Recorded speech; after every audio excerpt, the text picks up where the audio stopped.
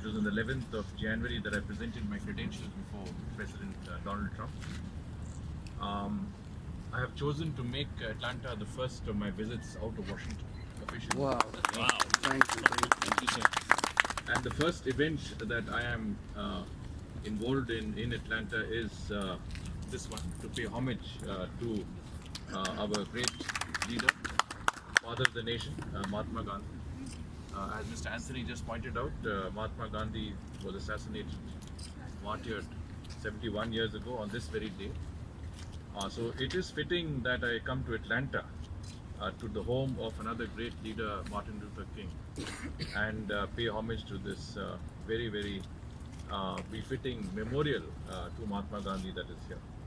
I must say that the contribution of the Indian community in setting up this homage to Mahatma Gandhi is very unique.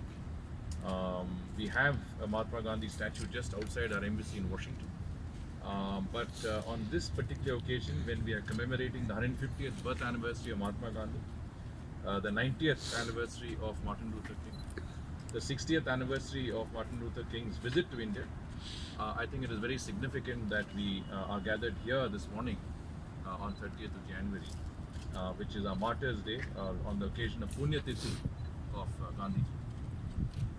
And of course, it is no coincidence that these two great leaders were linked, because Martin Luther King derived a lot of his idealism and the philosophy of non-violence to lead his great struggle for the emancipation of the different communities in America from Gandhiji himself.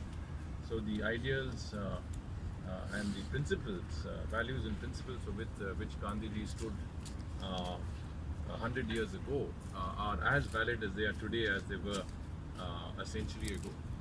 And I think the fact that mankind all over the world continues to revere this person and pay homage to this great leader of India's and the world's is something that I think is testimony to his the power of his ideas and the immense impact that it has had on generations of people in India and abroad.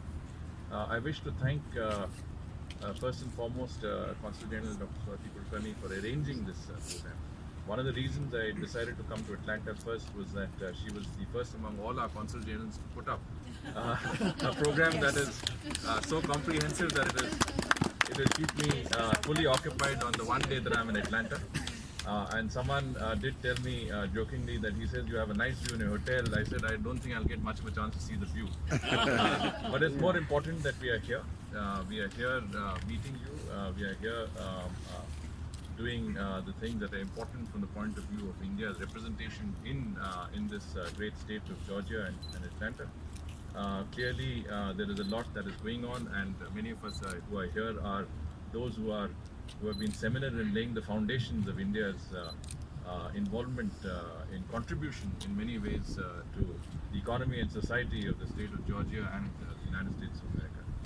But you're also the bridge between India and the US, and we are grateful to you for that. My thanks also to the Martin Luther King Center for not only hosting this homage to Mahatma Gandhi, but also creating a special room in which we will have a memorabilia linked to our great leader.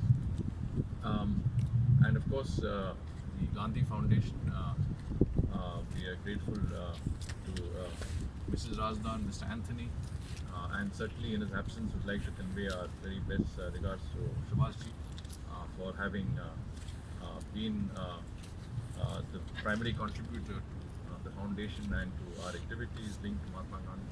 So thank you very much on this cold morning to be with us. And of course, last but not the least, I'm told the National Parks Foundation maintains Mahatma Gandhi, and a very, very word of grateful thanks to them as well on this occasion. So without further ado, I think we will get an opportunity to meet many of our friends later. And so without holding you up on this sub-zero but very, very nice morning, I'd thank you once again. Namaskar. Thank you very much.